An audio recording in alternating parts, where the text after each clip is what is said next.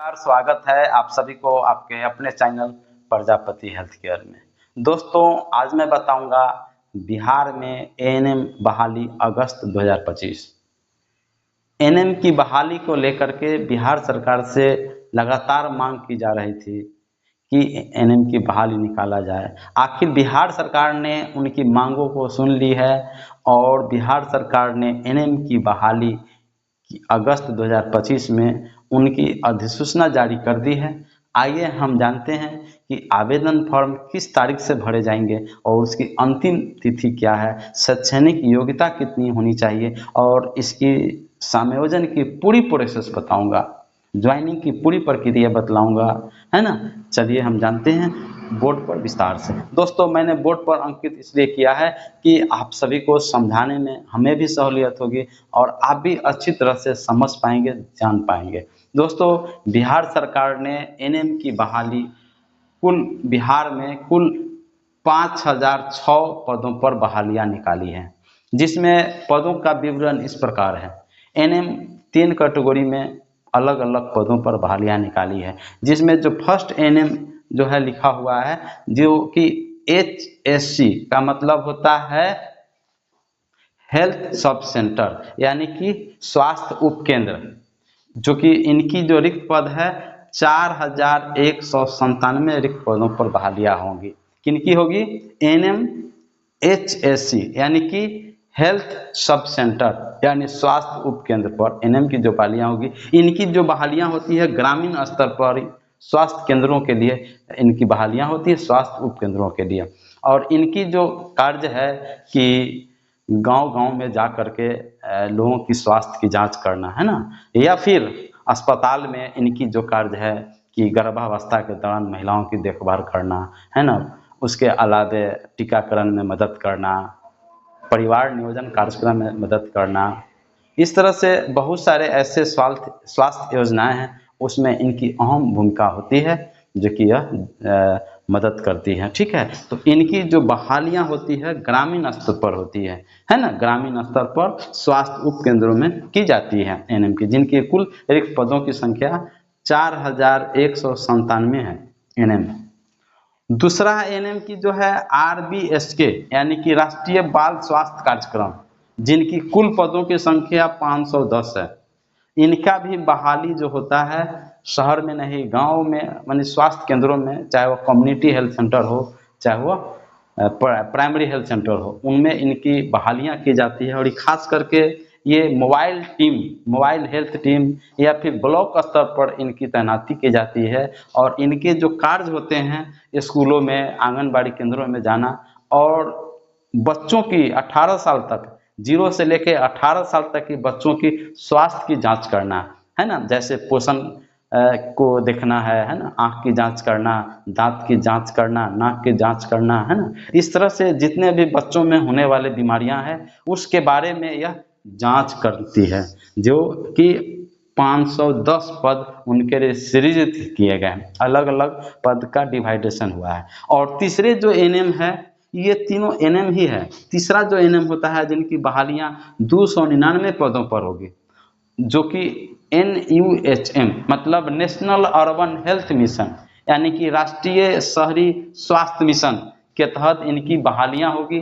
299 पदों पर बहालियां होगी और इनकी जो पोस्टिंग होगी शहरी स्वास्थ्य केंद्रों में होगी, यानी कि अस्पतालों में इनकी होगी। इनकी पोस्टिंग ग्रामीण स्तर पर नहीं होती है। और इनका जो कार्य होता है, जो शहरी क्षेत्रों में गर्भावस्था के दौरान महिलाओं की देखभाल करना, टीकाकरण में मदद करना, है ना, इसके अलावा बहुत सारी स्वास्थ्य योजनाएं हैं, है ना, उनको यह देखभाल करती है, उनकी जांच करती है ना। इस तरह से इनकी जो अलग अलग पद यानी कुल मिलाएंगे तो 4197 पद, 510 पद और 299 पद, कुल देखेंगे तो 5006 पद है, जो कि उनकी बहालियां की जाएगी। आइए हम जानते हैं कि अप्लाई का प्रोसेस क्या है, अप्लाई आप किस डेट से करेंगे और इसकी अंतिम तिथि क्या है, लास्ट डेट क्या है।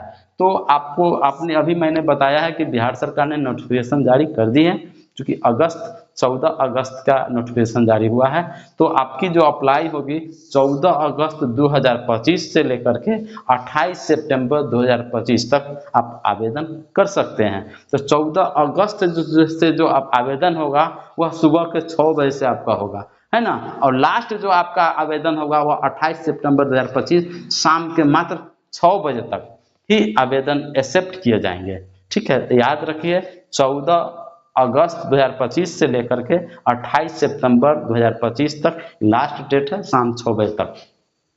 ठीक है, अब हम बात करते हैं कि इसको फॉर्म भरने में कितने चार्ज लिए जाएंगे। तो कैटेगरी बाय कैटेगरी चार्ज है, जिसमें कि फॉर्म चार्ज जो है, आवेदन जो शुल्क है, चाहे वह जनरल कैटेगरी के हो, EWS कैटेगरी का हो, EBC कैटेगरी का हो, BBC कैटेगरी का है, इन 4 कैटेगरी वालों को आवेदन करने में जो खर्च आता है वह 500 रुपये उनको खर्च लगेंगे। आवेदन शुल्क उनको 500 रुपये पेबल होंगे। और यह पेमेंट ऑनलाइन मोड में किया जाता है। याद रखिए, यह पेमेंट ऑनलाइन, जब आप साइबर कैफे में जाएंगे, जब आप फॉर्म भरने जाएंगे तो आपसे 500 रुपये आवेदन चार्ज लिए जाएंगे, और बाद बाकी जो पैसा जो एक्स्ट्रा शुल्क लेंगे वो आपके साइबर कैफे वाले वो अपना चार्ज जोड़ करके लेंगे। हो सकता है कि 600 ले, 650 ले, 700 ले, यह उनके ऊपर डिपेंड करती है, लेकिन बिहार सरकार का जो चार्ज होगी वह 500 रुपये होंगे। वही अगर SC ST कैटेगरी से आते हैं तो उनकी जो आवेदन शुल्क है वह मात्र 125 रुपये उनसे आवेदन शुल्क लिए जाएंगे। वही दिव्यांग के लिए 125 रुपये उनको भी चार्ज देने होंगे, है ना, जो विकलांगता होता है उस कंडीशन में। अब हम बात कर रहे हैं कि इस फॉर्म को आवेदन कौन कर सकते हैं, कौन जो है ना इसको आवेदन कौन कर सकते हैं, उनके लिए शैक्षणिक योग्यता कितनी होनी चाहिए, एजुकेशनल क्वालिफिकेशन कितनी होनी चाहिए। तो दोस्तों इसके लिए वही व्यक्ति आवेदन करेंगे जो 10+2 साइंस हो, चाहे आर्ट्स हो, चाहे कॉमर्स हो, इनको 10+2 कंप्लीट होना चाहिए किसी भी सब्जेक्ट में। वही आप अन्य राज्यों में चल जाएंगे तो वहाँ केवल साइंस वाले को ही लिए जाते हैं, आर्ट्स कॉमर्स वाले को इसमें भर्ती नहीं की जाती है ना, वो आवेदन एएनएम के लिए नहीं कर सकते हैं। अब इसके अलावे भी आपको 2 साल का एएनएम कोर्स होनी चाहिए, है 2 साल का एएनएम कोर्स होनी चाहिए, जिसकी मान्यता नर्सिंग स्कूल या फिर संस्था से होनी चाहिए। ठीक है, यानी कि बिहार नर्स रजिस्टर्ड काउंसिल से होना चाहिए, वही एएनएम के लिए पद के लिए योग्य माने जाएंगे। ठीक है, ये शैक्षणिक योग्यता है। बात कर रहे हैं एज की, एज कितनी होनी चाहिए। तो एज की बात करें तो उनकी जो गिनती होगी वो 1 अगस्त 2025 के अनुसार, 1 अगस्त 2025 के अनुसार अगर वह जनरल कैटेगरी से आते हैं तो उनकी एज 21 वर्ष, यानी कि न्यूनतम एज 21 वर्ष और मैक्सिमम एज 37 वर्ष होनी चाहिए। ठीक है, इन पदों को क्वालिफाई करने के लिए, इन पदों को भरने के लिए न्यूनतम एज 21 वर्ष और मैक्सिमम एज यानी अधिक से अधिक उम्र, जनरल कैटेगरी वाले की हम बात कर रहे हैं, उनको जो है 21 से 37 वर्ष के बीच होनी चाहिए। वही EBC और BC कैटेगरी वाला को जो है 21 वर्ष से लेकर के 40 वर्ष होनी चाहिए। ठीक है, वही SC और ST कैटेगरी वाले को 21 वर्ष से लेकर के 42 वर्ष होनी चाहिए। वही बात कर रहे हैं कि आवेदन के लिए दिव्यांग के भी बहुत सारा छूट दिया गया है। उनकी जो छूट है वह आपका 10 साल, उनकी 10 साल की छूट है ना, यानी कि आपको 10 साल का मतलब है कि 42 से 10 52 यानी 50 साल के भी होंगे तो वो फॉर्म भर सकते हैं। वही अगर वह सरकारी कर्मचारी होंगे, है ना, जो कर्मचारी होंगे कार्य कर रहे हैं, जो उनकी जो है उनको भी कुछ छूट दिया गया है, क्योंकि वह 5 वर्ष का छूट दिया गया है, 5 वर्ष एक्स्ट्रा, यानी कि 42 और 5 47, है ना। इस तरह से ये आपका एज का जो है डिवाइडेशन क्या है कैटेगरी बाय कैटेगरी। हम बात कर रहे हैं कि आपका चयन का प्रक्रिया कैसे होगी। चयन की प्रक्रिया के लिए आपका CBT के तहत कंप्यूटर आधारित टेस्ट लिए जाएंगे, है ना, और आपको उसमें क्वालिफाई करना पड़ेगा। जब आप क्वालिफाई करेंगे फिर उसके बाद आपको उसी के अनुसार आपका मेरिट लिस्ट बनेगा और आपके पास एक्सपीरियंस सर्टिफिकेट होगा, तो उसका भी लाभ आपको प्रत्येक ईयर 5 नंबर के हिसाब से हम समझते हैं कि 20 नंबर आपको दिए जाएंगे, एक्सपीरियंस का प्रमाण पत्र का जो है आपको लगेगा, यानी कि कुल आपका 60 और 20 80। और आपका इसमें निगेटिव मार्किंग नहीं है, ठीक है, सबसे अच्छी बात है कि नेगेटिव मार्किंग नहीं है, और इसमें आपको जो है एग्जाम है कि एक क्वेश्चन का जवाब देने पर 1 नंबर दिए जाएंगे। इस तरह से आपको अगर जितने क्वेश्चन बनाते हैं 60 क्वेश्चन आपसे पूछे जाएंगे तो वो 60 नंबर आ जाएंगे, और 20 नंबर जो है आपको, जो कि यह आपको एक्स्ट्रा यानी कि एक्सपीरियंस प्रमाण पत्र यानी अनुभव का जो होता है वह आपको लाभ मिलेगा। ठीक है, और हम बात करते हैं इसके ज्वाइनिंग की जो प्रक्रिया है वो सीबीटी एग्जाम के तहत इसमें लिस्टिंग तैयार होंगे, उसका डॉक्यूमेंट्स वेरिफिकेशन होगा।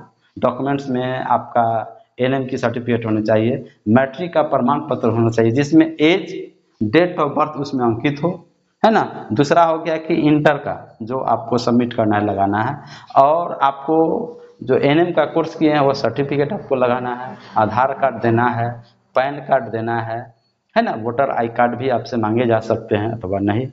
और तीसरा है पासपोर्ट साइज फोटो आपको चाहिए, है ना। आपको कास्ट बाई जो कैटेगरी के अनुसार जो दिया गया, जैसे जाति प्रमाण पत्र देना है ना, आवासीय प्रमाण पत्र देना है। बिहार से बाहर के जो होंगे, है ना, उनको भी यही कैटेगरियाँ से फुलफिल करना पड़ेगा। दूसरी बात है, बिहार से बाहर राज्यों के जो अप्लाई करेंगे तो उनके लिए है कि वो जिस नर्सिंग रजिस्ट्रेशन में जहाँ की केंद्र सरकार हो या फिर वहाँ की सरकार हो, तो वहाँ की सरकार जिस संस्था को मान्यता दी है उस संस्था का सर्टिफिकेट वैलिड वाला होना चाहिए, तभी आपको इसकी मान्यता दी जाएगी।